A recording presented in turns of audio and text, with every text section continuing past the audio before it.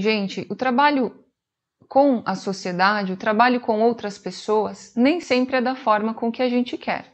Então eu tive muitas dificuldades em atuar nas escolinhas e atuar dentro de um método onde as crianças são, ainda hoje, elas passam por dificuldades de relacionamento com os próprios adultos. A minha dificuldade era ver as escolinhas, as professoras gritando com as crianças, né? Às vezes até xingando sem necessidade, crianças tão pequenas, bebês sendo colocados de castigo, sendo colocados e expostos a sofrimento.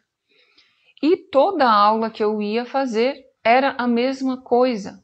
As crianças ainda eram chamadas de chatas e mal educadas, bebês muito pequenos. E isso mexia muito comigo, isso me fazia sofrer demais.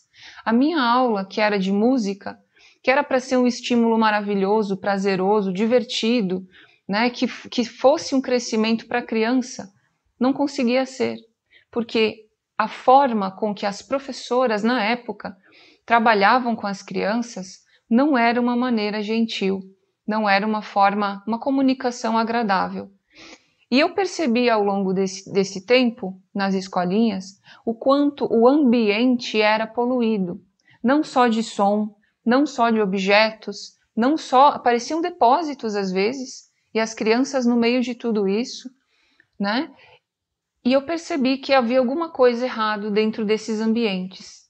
O excesso de grito, o excesso de imposição e a falta de conexão com a criança, uma comunicação de verdade que não era nem um pouco perto do que eu penso hoje sobre educação.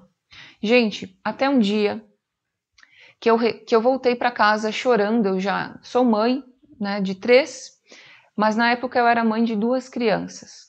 E a minha era uma bebê muito pequena. E em uma situação muito ruim, eu voltei para casa chorando e eu decidi naquele dia que nunca mais eu ia aceitar um método de educação numa escola que não fosse gentil com a criança. Foi nesse dia que eu decidi mudar radicalmente a minha profissão, a minha carreira e a procurar montar uma aula totalmente oposta. Uma aula baseada no respeito, no carinho, na conexão com a criança, não importa a idade, não importa se comunica ou não se comunica, se tem ou não tem dificuldade, nós adultos é que temos que nos adequar à criança, temos que receber a criança.